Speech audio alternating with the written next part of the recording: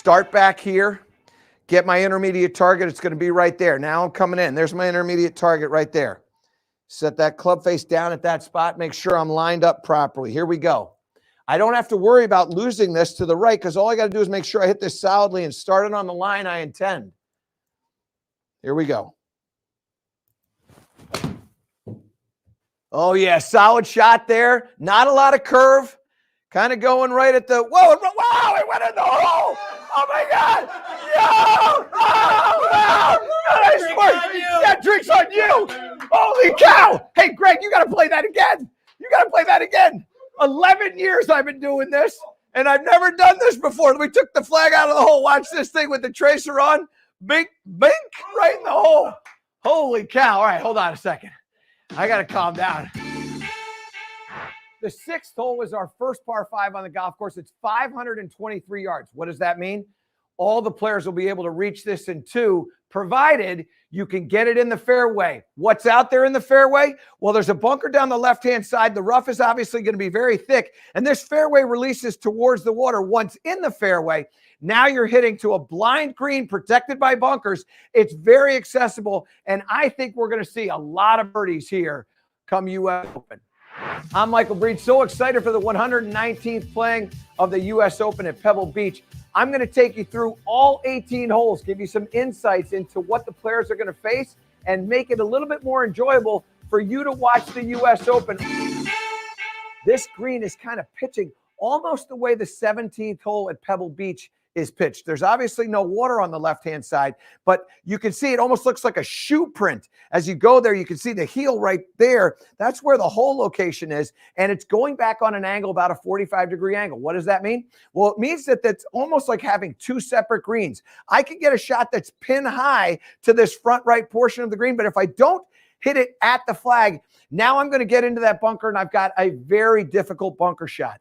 I'm expecting to see some really good scores here. I think there will be some birdies, but I also think you might see a few double bogeys. Now, I'm going to give this a shot.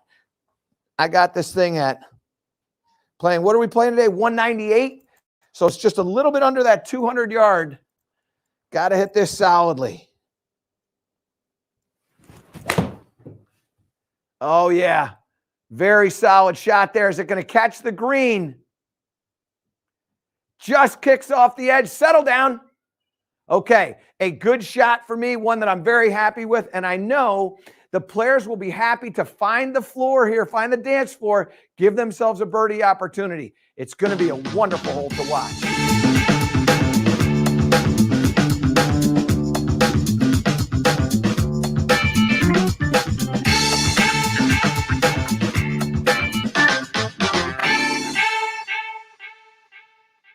Welcome to A New Breed of Golf Live. Michael Breed here, excited to be with you on a Friday morning. It's been a busy morning for us here as we went from A New Breed of Golf on Sirius XM, and now we go 30 minutes later to A New Breed of Golf Live, but excited to be able to help you play better golf. The word of the day for the weekend, commit. We're going to commit to our shots. We're going to commit to what we're doing. The process is important. The performance is important. And obviously the preparation is important. Before we get to what I want to talk to you about this morning to help you play better golf, I want to introduce you to the people behind the scenes. So let's meet Greg Ducharme and Steve Gibbs. Steve Gibbs is right there waving away, and Greg Ducharme with that bright, beautiful orange top from FootJoy. Those are the individuals that are operating things. And what we do all the time when we do this show is give you some instruction, get to any questions that you've got. So make sure you get those questions to us. And also, too, we're going to give you an update as to what's taking place on the PGA Tour and players that are of interest, so you don't feel like you're missing anything. Now, let me do a little housekeeping first. We have these special poker chip ball markers. Yep. There they are. You can see all 6 of them. I've got the black one here in my hands, but we have them in 6 different colors: 2 blues, a red, a green, a black, and then some people love that purple lavender. I know, Greg, you're a big fan of the lavender one, aren't you? It's my favorite. It works with your eye color nicely. Yeah. That's right. And so we have these available for you. So if you're interested, send an email to me to newbreedofgolf@michaelbreed.com. They're $6. And on the backside, by the way, they have the American flag, which obviously we're extremely proud of. The other thing is, and what I'm excited to talk to you about, is Earlier this week, Greg and I went and got fit for the TSR. The new TSR is here, and it is absolutely beautiful. This club, and Gibbsy, I don't know if you can get in there on that 3. There you go. Look at how sleek that appears.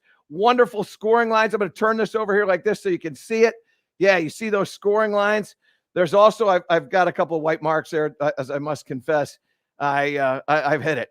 But it is absolutely beautiful. And the things that they've done here with this club, they've changed a couple of things to make it, believe it or not, swing faster in the air. And when I went and got fit, and I'm not going to tell you what Greg did right now, I'll just tell you what I did. I normally, when I'm playing now, I've been able to get my ball speed in here up as high as about 156 or 157. I've never gotten to 160. I'm typically playing at about 153 ball speed. Well, when I got fit, and Andy Inman was the star of that show, I got a 160. I think it was a 160.3, which I want to round up to 161. But the point is I got to the threshold of 160, and I'm really excited about it. And it's because this thing is moving faster in the air.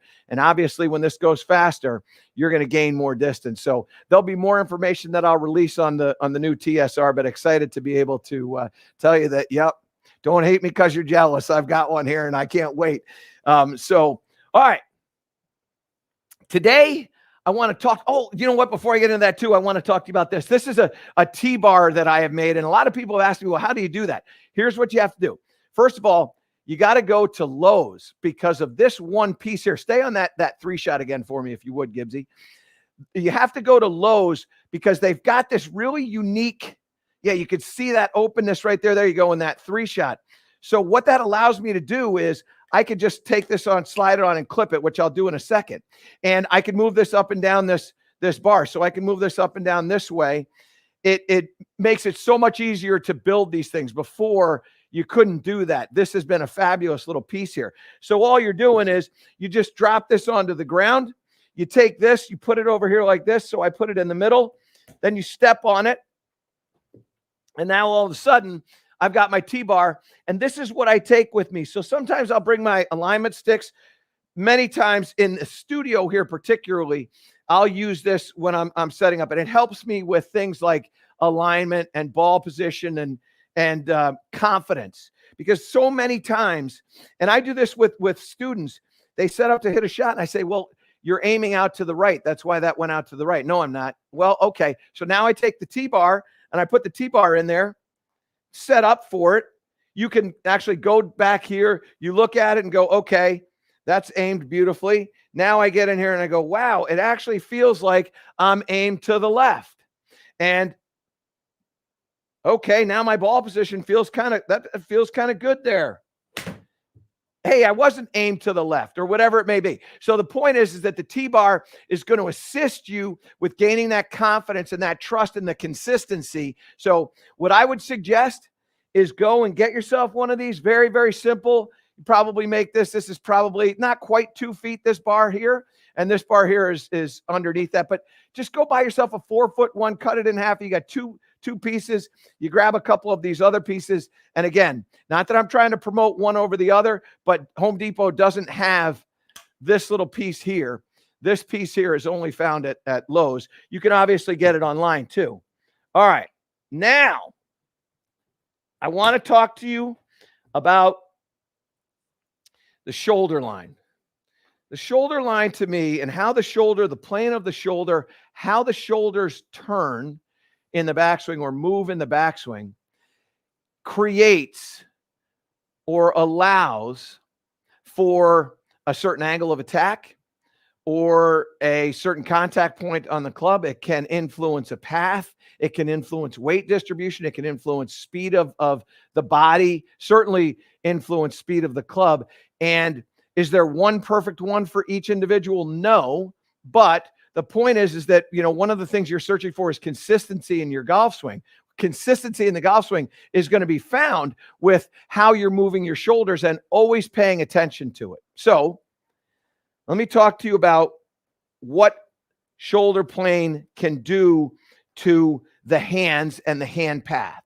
So in a down the line shot, if I'm an individual that's trying to hit a cut shot, what I want to do is I want to have my hand path being a little steeper, coming down this way with the head of the golf club coming from what I would call the outside and then moving across.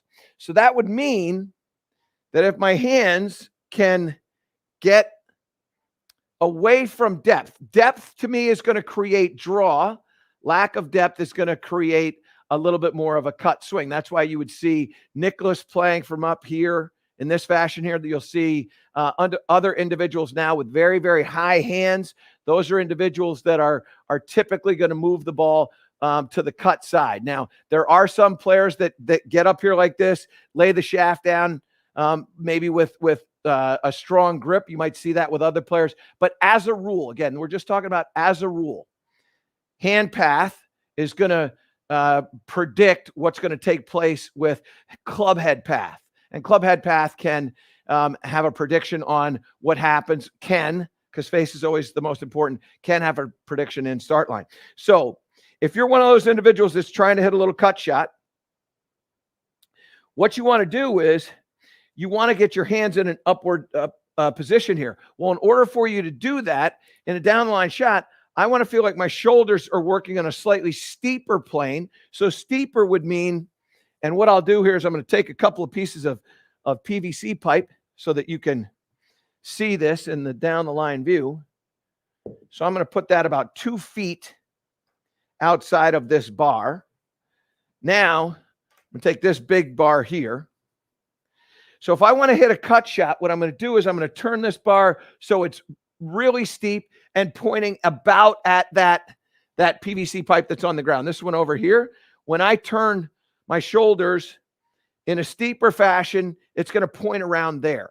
Now, again, you got to understand, shoulders are going to turn a little bit differently depending upon the golf club that you're using, right? Pitching wedges, you're bent over a little bit more. They're going to turn steeper than a driver. You're a little bit taller. So a golf club is going to influence the shoulder plane as well, but the feel of the motion is identical. In other words, you're trying to almost create the same thing if you're going for a consistent shot shape. So if I want to hit cuts, I want steeper shoulder. If I want to hit draws, I want shoulders that are more along the ground or more parallel. And you could see that if there were a beam of light coming out of this way and pointing like that, it would probably be pointing to camera 2 itself. If I want to hit a cut, I want to point it down to the ground right here. So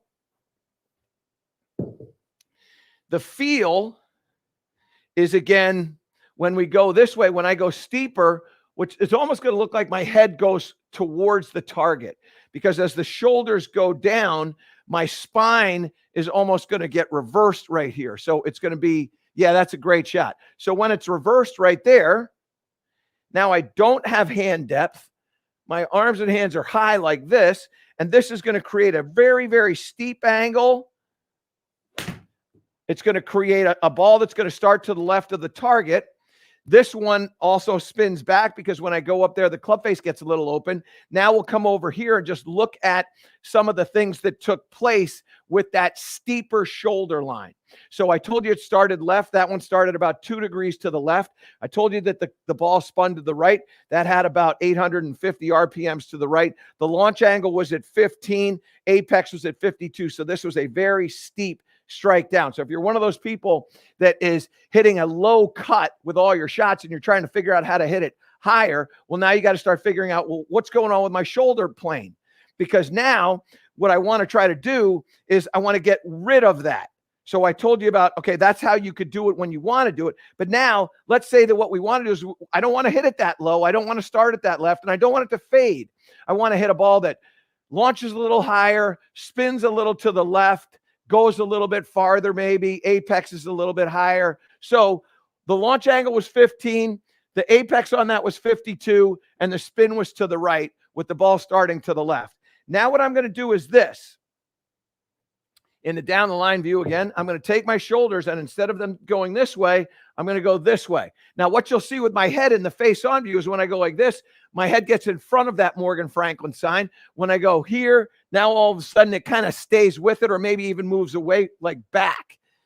So that's going to be the feel. And then when we're looking in the down the line shot right here, when I turn my shoulders this way, now my hands are going to have depth. And what that means is they're going to be outside of the shoulder of my trail shoulder or inside my trail shoulder. So if I'm deep, they're on the back side of my trail shoulder. When I'm steep, they're inside of the trail shoulder. So the shoulders are going to turn level, put the hands way back there. Club face is going to get a little bit more shut without me even having to adjust. So I get deep. Now the club is going to come in along the ground, and this golf ball is now going to start out to the push side, hopefully a little bit higher launch, hopefully a little bit longer. I'm not going to try to swing any harder. So I'm going to go here and there. And what you can see is that golf ball now starts turning back to the left. Now let's come and look at the information that the About Golf Simulator provides. One, I was at 15 in that launch angle with the first swing, with the steep shoulders. 18 degrees now with the deep hands, okay? So my hands are now deeper. There's a little bit more of a club coming from the inside. It launches the ball up into the air. Now, coming from the inside, that one there launched about 4 degrees to the right. And then, how did the ball turn? Well, now all of a sudden I have 920 RPMs of left spin. So almost the exact same spin, just in an opposite direction. So now if you look at the shot that I just hit, and Gibbsy, go ahead and pull, that's perfect. Now what you can see is that ball started out to the right and it had a little bit of a turn to the left. It went marginally farther. I think the first one was like 143. This one was 147. So very similar distances, probably similar ball speeds, but because I did all that, now remember I was at 50, I think it was 52 in my apex. This one got to 60. And again, I wasn't swinging hard.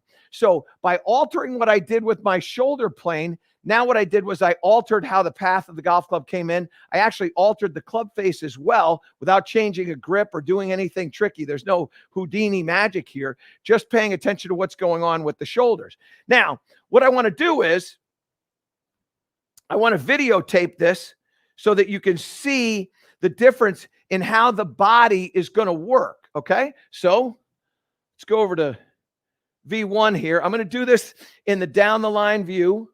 And what I'm going to do is I'm going to create the steep angle. So this is going to be the steep one. This is when the hands are up here. So we go here and I go like that. Now I'm going to take this and now I'm going to record my next one, which is going to have the deep to it. So now I'm going to go shoulders level, create some depth in the hands. Okay. And now I'm going to record this. And now what I'm going to do is, and I haven't looked at this, but obviously that golf ball started out to the right-hand side and turned back to the left. So now what we're going to do is I'm going to make sure that this one is okay. So now I got both. And I will tell you, I can't. Okay, that's the steep one. So there's my steep rehearsal. There's my flat rehearsal. Okay. This is going to be really fun because I haven't seen this, right? This is like what number card do pick a card, any card, right? This is this kind of fun part. So here we go. Now watch what happens here with the hands. So there are the hands. And if I draw a line down from the butt end of the golf club, straight down like this, the butt end of the club is about at the top of the shoelace. And my arm from the butt end of the club to the elbow is at a 57-degree angle. Now over here,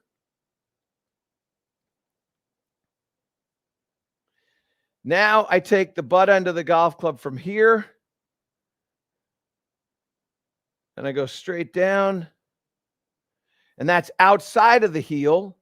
And then from the butt end of the club to the elbow, that's a 39-degree angle. So it's about a 20-degree difference in what's happening with my lead arm. And that's all based on what I've done with the shoulder line. So the shoulder line gets flatter, more level to the ground, and it alters club faces, which you could see over here. If you look at this, if you look at the club face right here, there's a lot of it. When you look at over here, there's not much of it.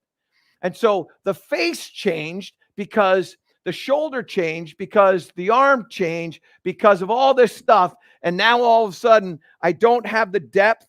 And I told you before, so my trail shoulder is right there. The lead hand, the glove hand is inside that shoulder marginally. And over here, here's the shoulder on this spot. So it's well outside of that shoulder. So I'm going to erase all of this. That's a lot of drawing. And now let's watch what happens to the golf club as it approaches the golf ball. So here's the steeper one. And what you're going to see is that the shaft of the golf club is riding somewhat up near that lead arm. Comes down. The head of the golf club goes through the hands. Now the hands are working down and in. The head of the golf club is almost outside the golf ball right there. That's in shank land right there. So it's outside the golf ball right there. Now let's bring this one down. And watch what happens with the shaft of the golf club. You can see the shaft of the golf club laying down. It's nowhere near the lead arm. In fact, it's right through the trail arm. And now right here, going to be underneath that. The head of the golf club, this one, just the differences. When this golf club on the left is parallel to the ground, it's right in the hand line right here. Now when I go over to this one, when the shaft of the golf club is parallel to the ground, it's in my trail thigh. And that's how that club is coming into the ball differently.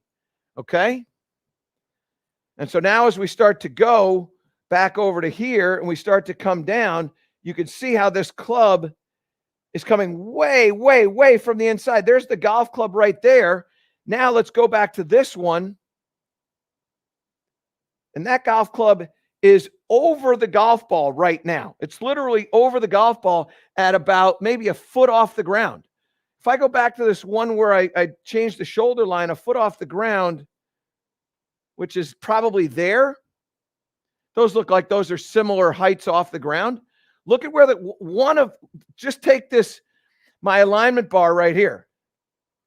The head of the golf club on the left is well to the target or to the strike line from that tee bar. And over here, the head of the golf club is well inside the tee bar. A completely different path into this golf ball because of what I've done with my shoulders. And so now all of a sudden what I'm going to get is I'm going to get a very, very different path. So there's the path of the golf club coming into the ball from the inside. You can see the path of the club is now going more kind of down the line. The ball is starting well to the right of, if I go from the basket down, you can see that golf ball starting well to the right of that. Now let's see what happens over here. I'll be curious to see what happens with this start line. So I'm going to go right about there. And now let's see what the ball does. So we go here. Yeah, and there you go. You can see the ball. I'll go over here and get them at similar spots. So it's just past the mat. So here's the golf ball over here. And here's the golf ball over here. And I probably could have done a better job drawing that line, but what you can see is it's a very, very different position. Now, let's look at, I'm going to erase all this stuff, and let's look at how the body looks different, particularly in the shoulder line. So what happens when you have a steep shoulder line in the backswing is you're going to tend to have a very parallel shoulder line in the through swing. So when you come in here, the angle of the shoulders here is at about 55 degrees, very open, and there's some space in between that forearm right there, which I'm going to erase. And now this one, because the shoulders are a little bit more closed, now all of a sudden I have a 75-degree shoulder line, and the space that you see in here is not between the forearms, but between my left forearm and my thigh. The space over here is between the two forearms. And the reason why is, one, the shoulders are more open and more level to the ground. One, the shoulders are more closed and more perpendicular to the ground. And so what you're going to get, just so that you understand, when you get deep with the hands and sort of flat with the shoulders, is when you come through, you're going to get hands moving away and steep with the shoulders. Whereas when we go steep with the shoulders and go across, now you're going to get sort of level shoulders, flatter shoulders, and the arm path, hand path, and everything is going to be way more to the left-hand side. Now, why is this advantageous for you to know? What? Yeah, it's because it's everything. It's going to allow you. There are those of you that are trying to figure out how to move a golf ball. So you stand up here and I'm not saying that I recommend this, but this is what people do. Hey, I've got a right hole location. I want to cut this in. How am I going to cut this in? Okay, well, instead of getting so elaborate with, well, I'm going to weaken the girth, do all these different things that I've told you to do through time, which all are valuable, but it can be as simple as, okay, I'm just going to take my shoulders. I'm going to steepen my shoulders right here. And when I steepen the shoulders, now all of a sudden I'm going to get a little cut. So now I'm going to aim a little bit over here. I'm going to get steep with the shoulders, and I'm going to hit this shot. It's going to startle out to the left-hand side. It's going to twist back to the target. So that's kind of hunting the flag. That one there started left, 4 degrees. It spun to the right, 806 RPMs. Let's show that shot that I just hit there. So it starts out to the left and it spins to the right. And that may be a shot that you want to hit. But also, too, it may be, hey, I keep hitting this shot that starts low and is fading to the right all the time. Now you go, okay, well, I can solve that problem. Now what I'm going to do is I'm going to take my shoulders and I'm going to turn my shoulders a little bit more level to the ground. So now I go level to the ground in here like this. And now all of a sudden the ball starts out to the right and it turns back to the left. And I go, this is genius. Now I can solve my issues when I'm on the golf course. Where before you just keep slicing everything. Go ahead and you can show that shot, Gibbsy. Yeah, you can see how that started out to the right and turned back to the left. That had 570 RPMs of left spin and started 3 degrees to the right. Point being, when you go out and you play those first couple of holes, you go, wow, I'm slicing everything. You go, I got to get my shoulders more parallel to the ground so that when I'm taking the club away, now my shoulders are here instead of here. And when you're on the practice tee and you're trying to get an understanding of what you're doing for the day, you go, okay, you know what? In order for me to take my shoulders and move them this way, I got to feel like I'm going to take my left shoulder and point it to my left foot. That's getting rid of my hook. So now what I'm going to do is I'm going to go, okay, you know what? Let's just try this. I'm going to take my left shoulder and go to my left foot. So I'm going to go left shoulder, left foot, steep. I hit my shot. Oh, wow, it started to the left and it's got a little bit of a fade back to the right. That's fantastic. The other thing is that, and this is one of my favorite things to do. You can't see it in the studio. I can see it because there's all these lights over. When I set up to hit this shot, I can see my shadow right here. I can see my head. And when I turn my body like this, yeah, you can just barely see it. So what I'm doing is I'm looking down at the shadow, which you can use the sun. I look down at my shadow and I go like this. I go see my head moving forward.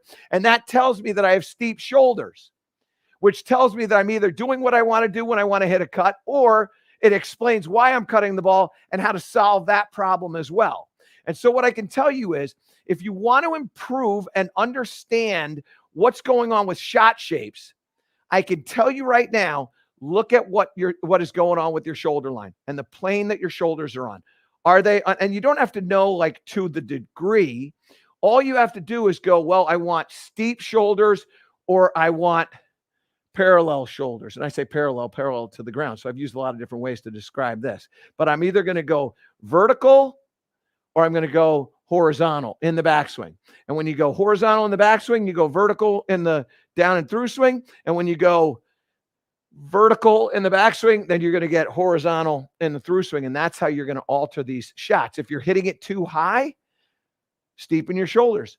Billy, I'm not talking about you, by the way, because your ball position is a thing. So I don't want you to worry about that. I want you to hit that brand new driver. I want you to go out there and have some fun. I don't want you to think about how you hit your fade, because that's a little bit different. That's a ball position thing. Your body, you're doing the right stuff. Okay. It's my friend Billy Dowling, who is our producer on A New Breed of Golf. Okay. So with that, I want to open this up to anybody that has any questions. I'm going to clean up the balls. I'm going to throw it over here to my good friend, Greg Ducharme, and Greggy D. Let's have at it. Tons of questions here. Okay. This one from Jay. Grew up with an old Scottish pro who taught me to be a hands player. Took some video and noticed that my left shot comes from supinating the hands just prior to impact. I need a drill to fix it. And by the way, I can't wait to get my TSR. That's I'm right great. there with you. That's it. We're all right in there. Okay. So being a hands player is basically saying that you're not wanting your body to work properly. And what's happening is you're getting some supination in the wrist, which is creating an issue with the club face. And so whenever I want, whether it's supination or pronation, doesn't really matter. What I like to do when I'm trying to teach myself how to get my wrists and hands to quiet down is I'll take a longer pipe, I put it outside my hip just like this. And then what I want to do is I just want to feel this coming through. Now, it sounds so like, really, that's it? Yeah, really, that's it. What you're doing is you're basically taking the arms and hands and you're quieting them down. So you do that drill for a little bit. And then what you're going to do is you're actually going to feel like you're making a swing. So back out of that just a little bit there. Yeah. So what I'm going to do is I'm going to make a swing like this. And then what I want to do is I want to avoid impaling myself with this thing as I bring the club down. Because when I'm getting hand activity, pronation, supination, supination, whatever you want to call it, however you want to spell it, doesn't matter to me. You got too much hand activity is the way I see it. And so in order to take the hand activity away from this, what I want you to feel is that you're going to swing through and not hit yourself with this bar. So I used to do this drill all the time, take the club back, make this swing, and then come through and go like that. And when you start to go like this, now all of a sudden the arms and hands are pretty passive and the body starts to get very active. And when I'm active with my body and passive with my hands, then I'm going to start to get some consistency in my shot shape and also less curve. So big fan of, again, this is I'm going to call it a 5 foot. I should be just a foot taller than this thing as it is. So it's a 5 foot PVC pipe. And now what we're going to do is we're going to make swings and feel the body moving. And the arms and hands are not active. Here's active. That's active. And then eventually what you get, and this is something that we talked about before, the open box. What ends up happening when I swing this through is now I get this here. And now all of a sudden I've got this nice open box, which Ben Hogan talked about, was really important. You want to quiet down the face activity. Get yourself one of these. Again, PVC pipes, I've got tons of them, as you well know. And that's how you're going to be able to solve that little problem there. Okay, go ahead. Next okay, this is from Daniel. Speaking of shoulder alignment, I tend to hit a lower trajectory drive. I notice my shoulders are nearly level at impact. How does this correlate? Well, you know what it does is when your shoulders are more level, and I'll extreme this, if I'm tilting this way, when I turn back, my spine, so take this thing like this. I'm going to hold this just like this. Now, when I take my shoulders and I turn them this way, no, you don't need to go down the line there. Gives you, yeah, stay right there. So when I go like this and I set up with my shoulders parallel, you can see my spine. Now my belt buckle is behind this and the placket of my shirt is in front of this. When I set up with my shoulders in this fashion here, where the lead shoulder's up into the air, now all of a sudden my zipper is behind this and my belt buckle is in front of this. And so when my spine is at this line here, which is roughly like this, now what that does is, now you can go down the line. So now I'm here. Now when I turn here, now they get a little bit more level. So in the address position, you set up with tilt in there and then you rotate like that. And that's how those relate. Okay. So then, and I would not recommend doing that significantly because it's a small amount. And I always go back to this. What hand is on the club lower? Well, it's obviously your trail hand. So when that trail hand is on the club lower, and let's say we were hitting a driver. So let's just say I was going to use my new TSR, my beautiful TSR, sorry. And I set up like this with my right hand underneath my left. Well, now what you can see and what you should see is my right shoulder is lower. There you go. My right shoulder is lower than my left. So right hand lower, right shoulder lower. Trail hand lower, trail shoulder lower. And when I'm in here, now all of a sudden when I take the club back, now I'm deep with my hands. Now I've got the club in the right position. And now I can deliver this from the inside and attack the ball with some aggressive nature to it. And that starts with address. That's why I say the start of every show on A New Breed of Golf on Sirius XM, it takes zero athletic ability to set up to the club properly. The setup can alter.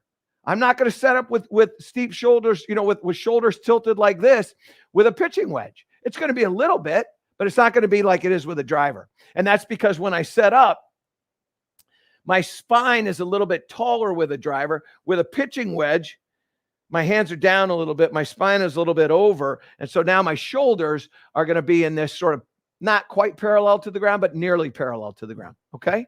Interesting. Okay. Go ahead. Okay. From Michael. Good morning. You were talking about the trail hip this morning. Yeah. Maybe you can demo, maybe you can demo that. Okay.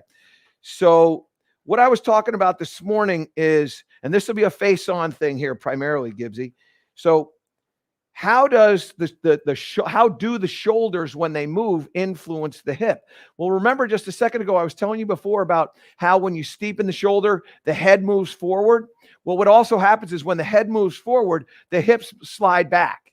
So if you just pick out an area in here, and I'm going to try to get my hip on this part of that.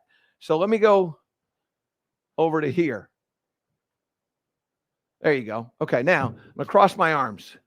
So there are my hips right on that brick. Now, when I take my shoulders and I tilt like this, the hips are going to go into the brick. When I take my shoulders, let me go, hold on just a second. So now when I take my shoulders and I tilt them like this, now they move away from the brick. When I turn this way, now they move away from the brick. And so what happens is that shoulder plane influences the way the hips are going to move. And what you have to realize is that when you tilt your shoulders this way, you're going to get hip slide. And when you turn your shoulders this way, you're going to get hip rotation. Now, that doesn't mean that you have to just think about the shoulders only. There are a lot of people. In fact, I had a lesson yesterday where both the hip and the shoulder were turning around. And so as both of them are turning around, now I get some hand depth. This was just working for this individual. So what I asked him to imagine is that his hip and his shoulder were connected and they were going to turn at the same rate. So when they turn at the same rate, now I'm feeling like I'm going to get a 90-degree turn out of my hips. I'm not, but that's what I'm going to feel like.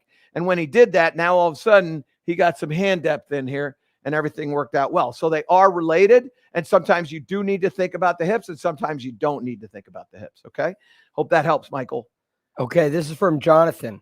Michael, appreciated the chicken wing episode last week. Great. How do I make sure my club comes from the inside when doing the turn around the rod drill and not come over the top? Thanks. Well, so how do we get the club to this is going to be really interesting. Gibbsy, this is going to require a lot of work on your part. Okay? So here's my T-bar. So imagine my spine and my shoulders are like this. Okay? So now in the down the line view, if I hold this and I turn this like this, what you can see is this part of the PVC, when I twist this, is dropping straight down. Okay? Now, let's go back to the face on.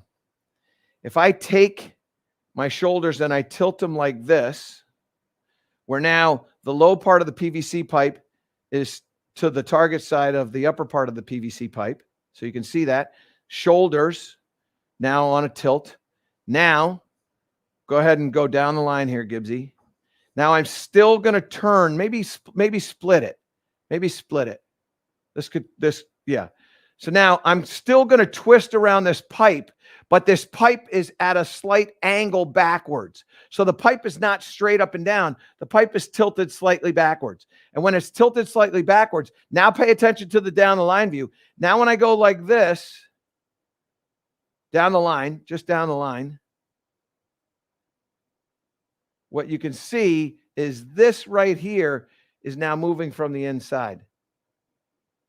And when that moves from the inside, I'm still twisting around a sort of stationary pipe is what I believe what he said. So when I still am twisting around a stationary pipe, now all of a sudden, the pipe isn't moving, but this part of I'll call it the club, is coming from the inside. So what that means is that in my address position, what I do is I take my shoulders and I tilt them slightly, which takes the spine and it gets it slightly away from the target. And then when I go into a down the line view here, Gibbsy, I told you this was going to take a lot of work. So now when I go to a down the line view, I'm still twisting around the pipe, but now all of a sudden, in effect, what I've done is I've shifted the plane of the golf club. So I'm in here like this, and now what it's going to do, it's going to come from the inside. It's going to start the ball out to the right-hand side. Now, it's not going to add a tremendous amount of left spin to it because I'm not necessarily altering exactly what I'm doing with my shoulders in relation to the club. I'm just setting them in a position and then going from there. And all it does is it just takes the path of the club and it shifts it to the push side. That's how that works. Nice job, Gibbsy. That was not an easy one to kind of work through there. And particularly in that we weren't planned for any of these questions that you all are sending to us. This is what we call live, and it is so fun. We love to do it. So great job, Gibbsy. All right, what do you got? All right. Wait a second. I got to get an update on what's going on the PGA Tour. I haven't even asked that question yet. All right. Colin Morikawa is only 3 back of the lead now. Wow. He's not leading, but he's a star. He's at 3 under through 8. He was 1 over early on in his round too. Yep. Denny McCarthy leads the way with Sahith Theegala. They're both at 9 under. Denny's 5 under on his round today. Sahith's 2 under on his round today. Emiliano Grillo is at 8 under. He's 5 under today. Siwoo Kim and JJ Spawn haven't gone off yet. I am hanging on the Rory McIlroy conversation. Yep. My guess is he might be 9 holes in. He is 6 holes in. He's 2 under on his round. 2 under total. So that's inside the cut line. Looks like that's even right now. Can you give me any like birdies? How many birdies he has? Or well, he's got 2 birdies. So he hasn't made any bogeys. Okay, no, good. No bogey. Yep. Rory's bogey free. Okay. So good. Yeah, it's going in the right direction for him. Yep. John Rahm's at 2 under as well. Yep. Although he's 1 over on his round today. Cantlay's at 2 under, 1 over on his round today. What time is Spieth going today? 12:44. 12:44. He's at even. And Ricky is going in the afternoon after a nice round at 5 under. Ricky's at 117. 117. He's still at 5 under. Great. Jason Day is at 139. Great. All right. Jason Day is teeing off at 139. Okay, Yep. Terrific. All right. Let's get to another question. All right, from Don. When I try to hit with a shallow swing path, I tend to stick the heel of my iron into the ground.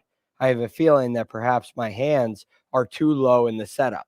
Any thoughts on that? Yeah, I would say that it's a great point, Don. So what Don is saying is that in the down the line view, what he's doing is he's got his hands way low. And then when he's going this way, his hands don't have any elevation to it. So what are some things that you can do? Well, obviously, one of the things that you can do is just grip the club a little differently with your hands a little bit taller. So when your hands get a little bit taller up here, now all of a sudden they're going to have some lift to it. That's one of the things that you can do.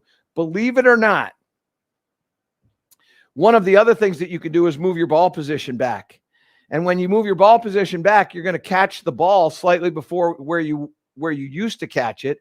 And it might, like the heel getting into the ground, might happen after contact. Now, I'm not a big fan of putting a Band-Aid over a hole in a boat, but sometimes a simple thing like moving a ball position can have an effect on that as well. So I wouldn't be afraid to mess with ball position, but what I would prefer you doing is taking the hands and letting them get up into the air a little bit more. Now, show me a down the line view here, Gibbsy, because this is the thing that I like to see. So my belt line is right here. Okay. So it's right here. So when you're pointing the golf club, what I want you to do is I want you to feel like you're going to point that right at your belt line, not at the belt buckle, but at the line of the belt. So when you get set up to hit a shot with any club, the shaft or the plane at address should be pointing to the belt line like this. If your plane is pointing into your thighs like this, then there's definitely a problem with how you're holding the club and how you're setting up, probably bent over too much. So what I want you to do is I want you to, and again, this is the beauty of this. Get yourself a mirror, put a mirror over there. So it's in the down the line view. You get this pipe, you set it up here so you know for sure. Then what you do is you just match it and you go, okay, so those are pretty matched right there. So now I'm going to get in here. I'm going to point that to there. Okay, now my setup position, that's right at my belt line. So now I can go ahead and make a golf swing. Yeah, I got it from the inside, but I didn't stick the heel in the ground, which is great. So address position, Don, 100% important. Pay attention to where the plane of the shaft is at address, and I think you'll find the correct way to hold that golf club and also the correct distance that you're going to have from the golf ball. Okay? All right. This one's from, forgive me if I mispronounce this, but Awendaw. He says, Adam here. What's the difference between draw and a hook, or a fade and a slice? And how do you judge the setup for the amount of curve you're trying to play? For instance, a 5-yard cut versus a 10-yard cut. Okay. So I would not look at a shot based on how much it moves. Okay. And you're going to forgive me here, Gibbsy. You got to go to a camera 1. All right. So here's the way this works. And I'm going to be in the simulator light. So here is the target itself. There you go. Close up. That's great.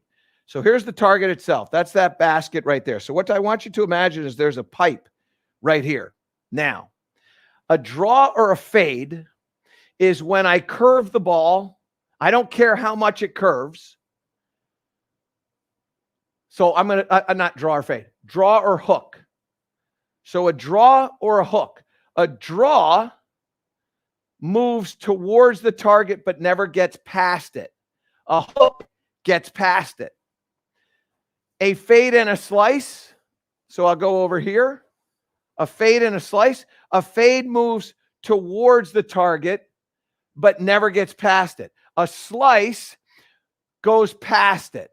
Now, what can also happen with a slice is it can start at it and move away from it. It can start to the right of it and move away from it. But the simple way to say it without that little exhibition that I provided is this. Where are you? Okay. Let's go over here. Okay. The simple way to understand this is this. A fade always starts to the pull side of the target and never gets past the target. That's a fade to me. I don't look at a fade as the amount that it moves. A slice doesn't always start to the pull side of the target, but it always gets past the target. And the same thing with a draw and a hook. A draw always starts to the push side of the target and never gets past in its curve past the target.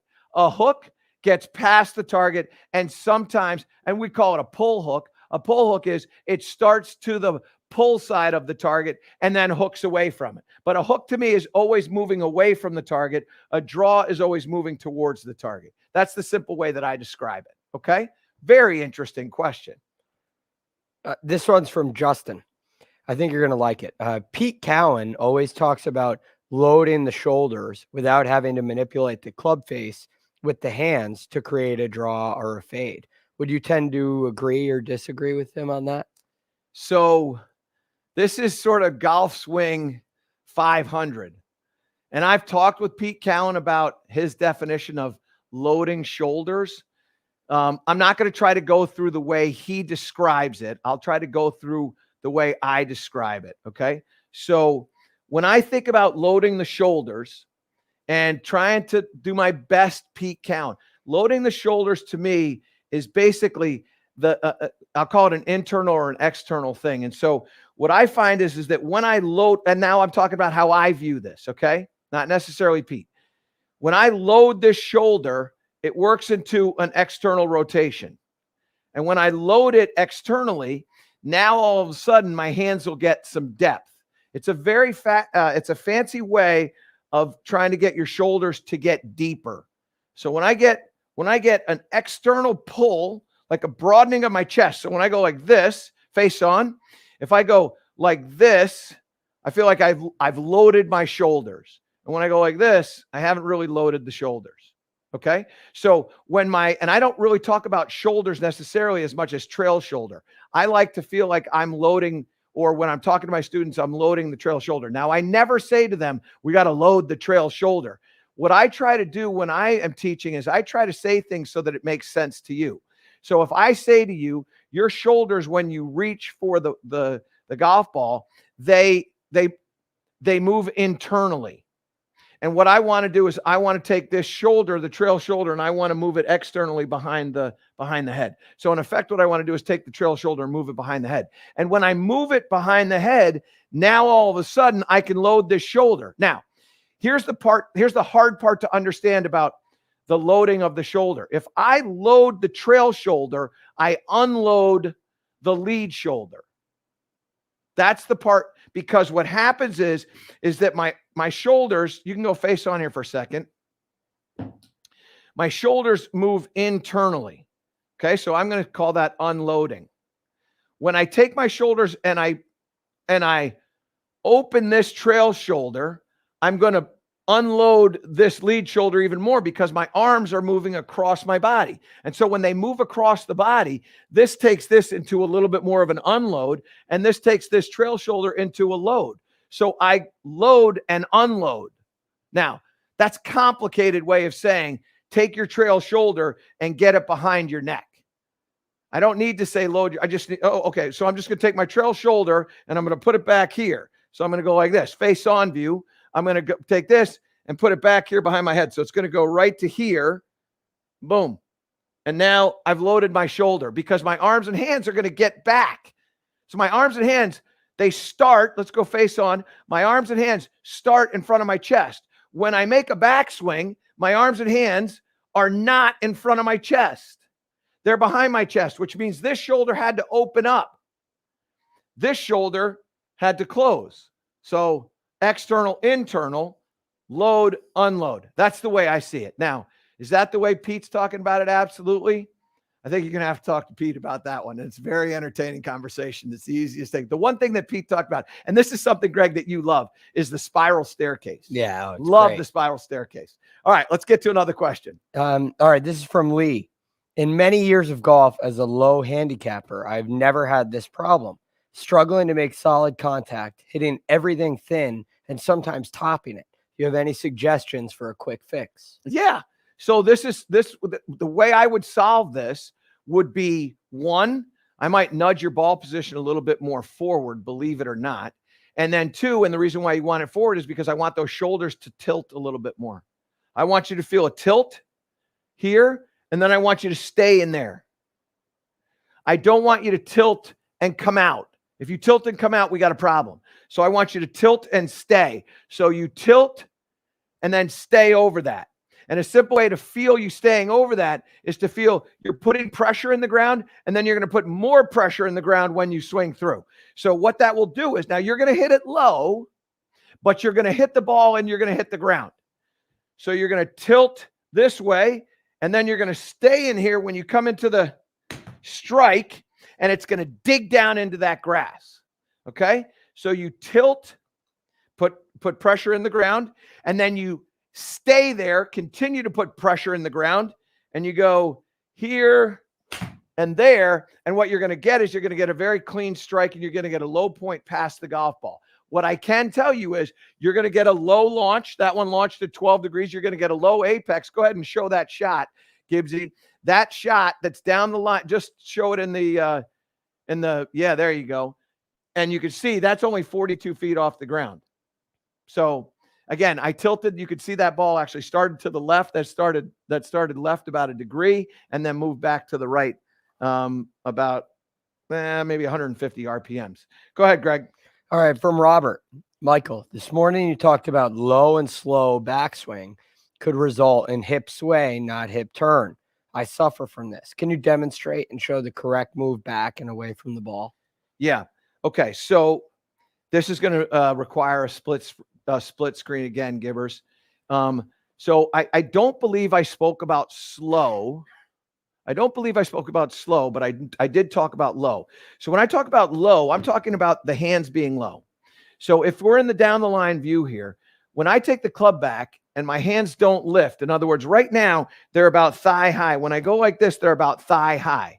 If my hands don't have any lift to them when I take the club back, the club's going to go to the inside.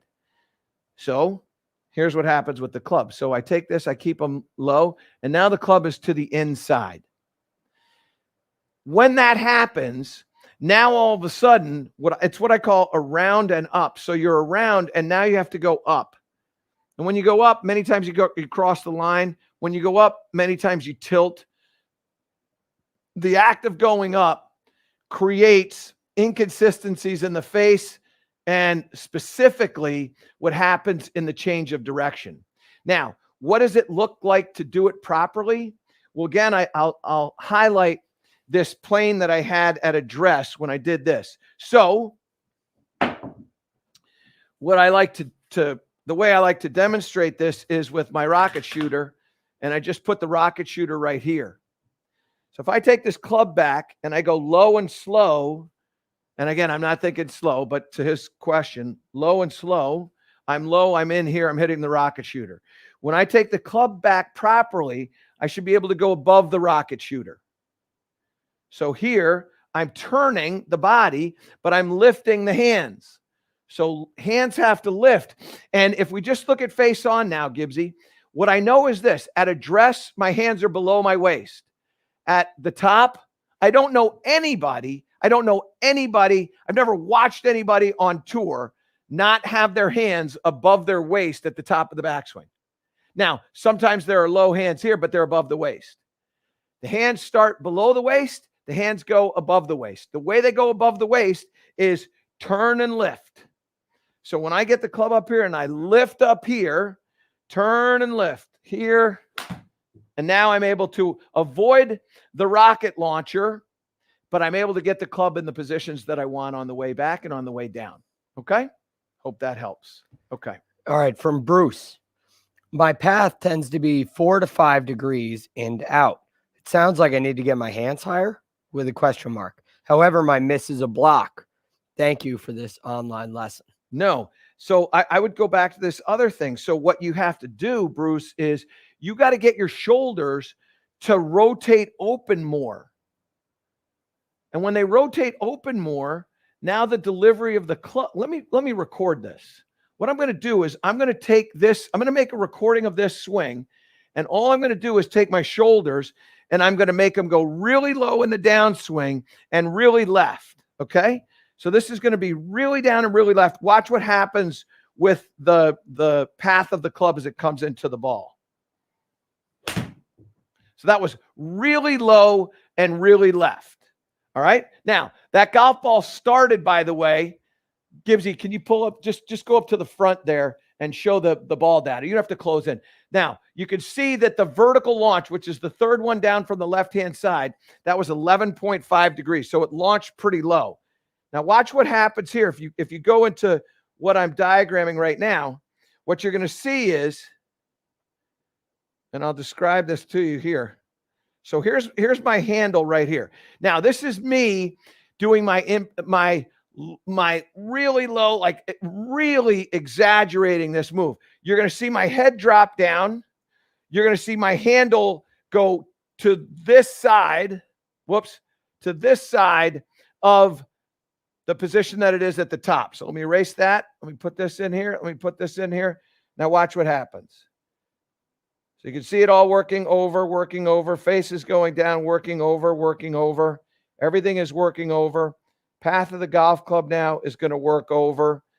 You remember I talked to you early on about the shaft of the golf club being in that lead forearm. It's in the lead forearm. Now comes down through now I'm not even looking at the golf ball. Now the head of the golf club is outside of the golf ball. Now it comes through and it's working way, way, way left. That is not a block. And that golf ball started 6.3 degrees to the left-hand side. So I don't think it has to do with lifting your hands up in the air. I think it has to do with you getting your lead shoulder to go low and around.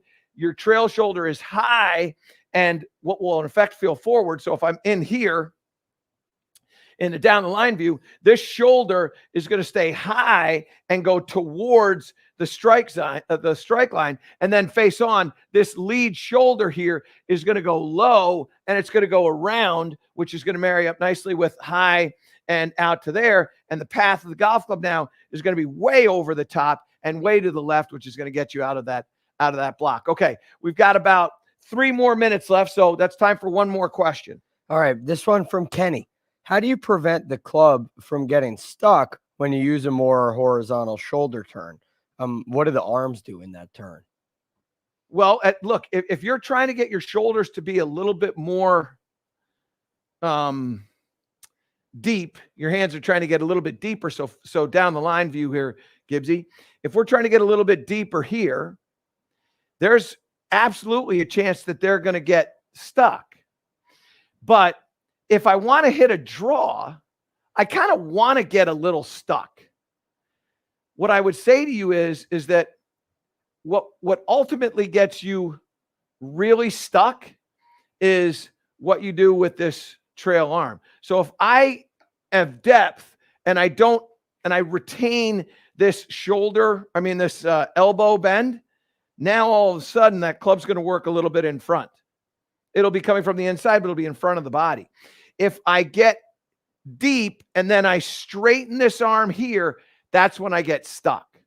So what I would say to you is go ahead, let this turn, but keep this elbow bent as you bring this down and you won't get stuck. To me, stuck is, it only is going to happen when that arm starts to straighten out. Okay. All right. Big thank you to my friends, Greg Ducharme and Steve Gibbs. Gibbsy, if you can pull that shot up so everybody gets a chance to say thank you. There you go. Those are the guys that are doing all the hard work and getting this done, and we appreciate it so much. You have no idea how much we enjoy what we're doing here. So thank you for allowing us to do this. Thank you for joining us. And for many of you, thank you for joining us on A New Breed of Golf on Sirius XM. Also, too, by the way, I want to let you all know that we've got a very special show that's coming up on Sunday on CBS Sports at 1 o'clock. We've got a really cool interview with President's Cup captain Davis Love III.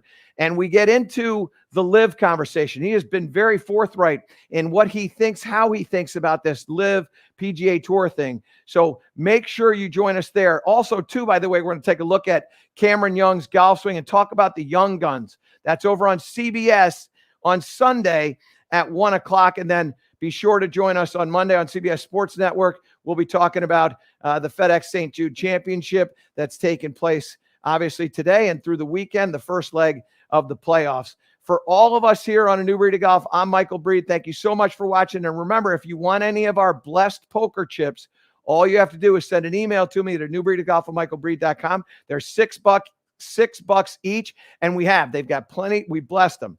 Plenty of birdies, plenty of great shots, great putts made are sitting in those poker chips in our poker chip ball markers. So if you're interested, make sure you send that along. And then the final thing is be sure to stay on the lookout for my review on the TSR driver, which will be coming here in the upcoming weeks. I hope everybody has a wonderful, committed weekend when you're out there playing. Commit what you're trying to do. I'm Michael Breed. Have a great weekend.